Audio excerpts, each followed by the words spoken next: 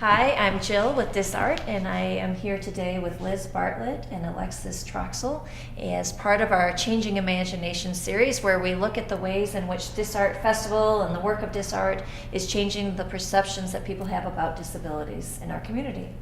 So welcome. Thank you so much for joining me today and telling a little bit about your story. If you could just tell us maybe a bit of a background about how you got involved with DisArt. Sure. Well, I teach at Kendall, and I was given a new course that had never been taught before called Garments for Action and Function. And it was an interesting course. My background is actually in 3D knitting in applications for a variety of industries.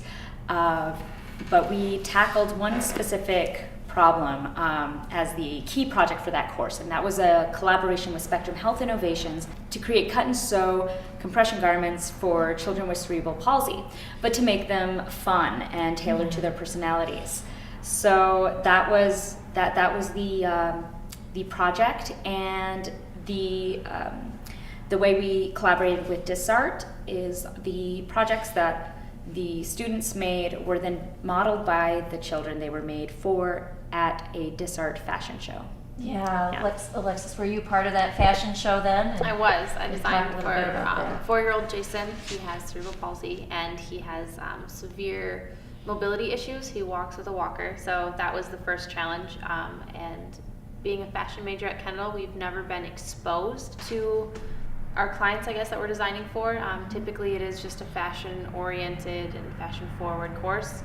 So this was a completely life-changing experience, I would say, to work for somebody not only with disabilities, but of his age group, and just having to work through some of his tantrums and some of the things that you don't expect from, clients that you're getting fittings from. And if he can't stand, you have to work around that. So it's fascinating to me that Spectrum was already working with Kendall on this, and then it just created this great opportunity to be part of the festival. And what did you see at that fashion show? I mean, that wouldn't have been possible with just the collaboration with Spectrum, but what about that fashion show? I mean, I think it affected people in lots of different ways.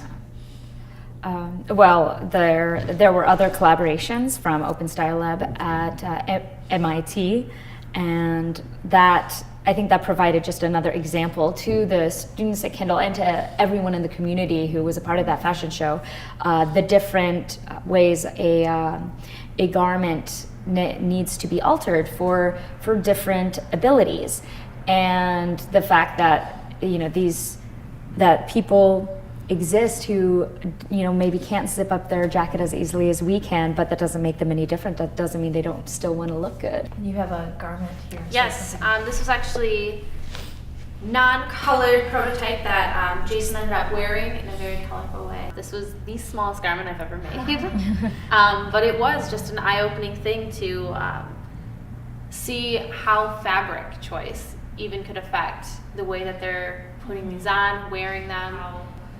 You don't think about how a zipper or a seam can affect somebody wearing it all day, but if he needs to wear these under his clothes, that was a huge thing. Yeah, fantastic. So what did you notice about, I know this opportunity came about, but how did things change once DisArt became part of the conversation?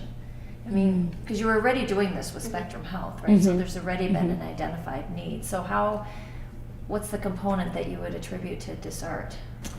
Oh, well, that they included the whole community. It wasn't just me, the students, and Spectrum. It was me, the students, Spectrum, DisArt, and everyone in the community who was part of that. It happened at a very unique time because I started getting requests from other healthcare industries.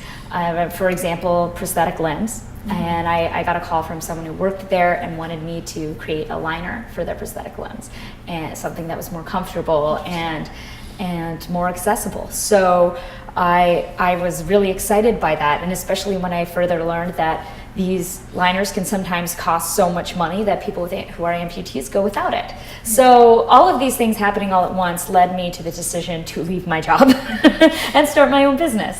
So which is Knit It, as in how will you knit it? And I have now a long list of potential clients and a proprietary project that I'm developing in-house, and I'm very excited to bring on Alexis as my intern next semester, and I think it's going to be a great opportunity for both of us.